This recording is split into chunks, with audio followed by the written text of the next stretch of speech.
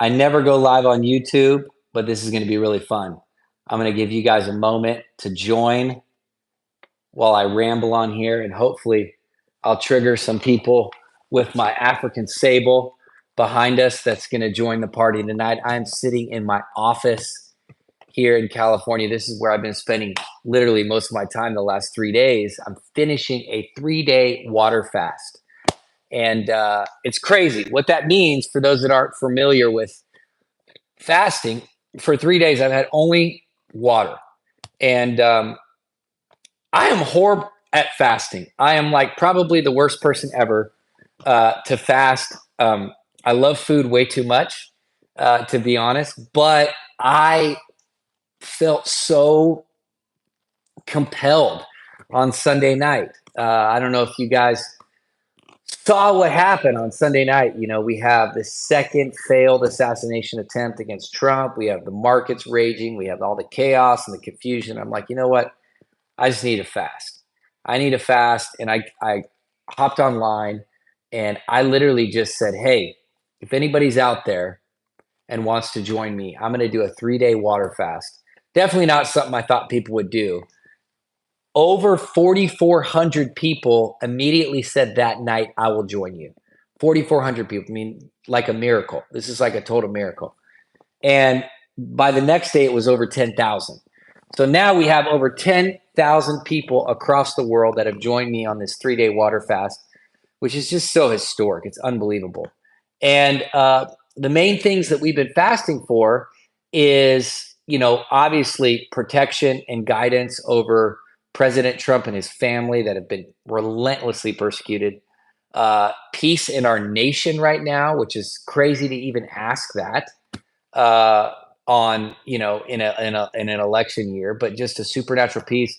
Obviously, breakthrough for our own families and our own lives. We got 4 capital cities left. We've done 50 U.S. capitals. We brought lettuce worship, prayer, revival, preaching, altar calls, communion to 46 states. And we have 4 states left. And those 4 states just so happen to be 4 states that are crazy. Like they're the 4 states that are going to determine the outcome of the election. So that's like Georgia, Pennsylvania, North Carolina, and Arizona. Those are the 4 states that we have left. So we've just been fasting for breakthrough. And then lastly, just for revival in America. Like, I don't know if people realize how close we are to World War III.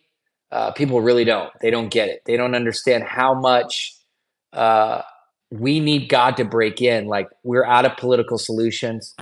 We're out of economic solutions and ideas. We need a move of God. We need a great awakening. We need a great revival. And we've been relentlessly pouring our heart into this for 2 years, guys. We've been giving everything we can to this. And I've just been praying in this room here. This is my office here in California. You see my sable from Africa behind us, just to trigger liberal people.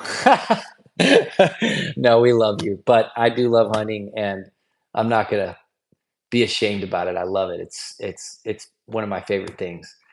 Um, but I am so desperate for God, and you know it's radical to say for 3 days I'm not going to eat food. I'm not going to do my normal things. I'm going to lay all that down because I want the nourishment from heaven. I want the vision from heaven. I want the heart of God, and that's what we've been doing. And so I just wanted to touch on one thing. Uh, I wanted to touch on the fact that it is so important for us to stay desperate for God. We have to have our hearts postured in a place to where we're continually and perpetually desperate for God. Like, we need to be the people that are so hungry and that are so desperate, regardless of the circumstances, whether we have a lot, whether we have a little, we always keep our heart in a posture of God, we need more of you. And I feel like that's a posture that's so attractive to heaven. Heaven meets hunger. You know, heaven meets hunger. I want to read one verse to you and then encourage you guys. We got a big party happening in Los Angeles on Friday night. Some of you guys are like, LA, isn't that city crazy? No, God is moving in that city. It's amazing. And On Friday night, we're going to be gathering at Angelus Temple in Los Angeles, the historic revival venue, and we're going to be hosting a worship and prayer vigil. I'm going to be releasing a new album. It's going to be an amazing time, and I want all of you guys, if you can't come in person, you got to tune in because we're going to be broadcasting it live. We're so excited. It's going to happen 7 p.m. Pacific, live from LA. I want all of you guys to be there. So it's going to be great. And then obviously the next 4 cities that I mentioned, if you live in any of these 4 states or know somebody, spread the word. Harrisburg, Pennsylvania, October 5th. Atlanta, Georgia, October 12th. Raleigh, North Carolina, October 13th. Phoenix, Arizona, October 19th. And then on the Mall in Washington, D.C., we're going to be gathered on the National Mall October 26th. This is going to be the last big event before the election. The last biggest event happening on the National Mall is a prayer meeting that I'm hosting October 26th. Guys, can you believe it? It's going to be amazing. And I can't wait. Please spread the word. I just have a picture of like thousands upon thousands of people coming, consecrating, worshiping, praying, and that God's going to hear from heaven and supernaturally shift things for our nation, for the future of our children. And I would love for you guys to be there. So again, Harrisburg, October 5th, Atlanta, October 12th, Raleigh, October 13th, Phoenix, October 19th, and October 26th on the National Mall. Let me read you this verse. This is out of Psalm 31. This is a verse, Psalm of David. Now, I could give you guys a lot of Old Testament examples and revival history examples of why we should stay desperate for God. Obviously, there's blind Bartimaeus. There's a woman with the issue of blood. There's Mary pouring out the finest at the feet of Jesus. I mean, everybody that was desperate for God, they got the breakthrough they were looking for. And I feel like heaven responds to that. And so we got to stay desperate. We got to stay hungry. Psalm 31, verse 14 says this: Desperate, I throw myself on you. You are my God. Hour by hour, I place my days in your hand, safe from the hands out to get me. So we constantly have this call to stay desperate and to stay hungry for Jesus. Like we just have to. It's like it's part of our calling as Christians, as believers.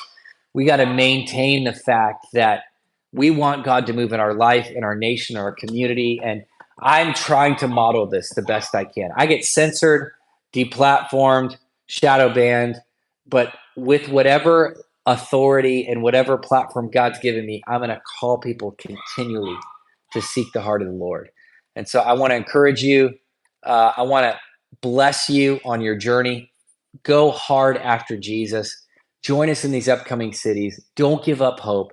God is moving in our nation and good things are coming. I feel so full of joy. That's the one thing I've noticed after 3 days of not eating. Normally I'm grumpy, I'm hangry, but man, I am so full of joy and expectation of what God's doing and what's to come. So God bless you guys. Share this out there and we'll see you in these cities very soon.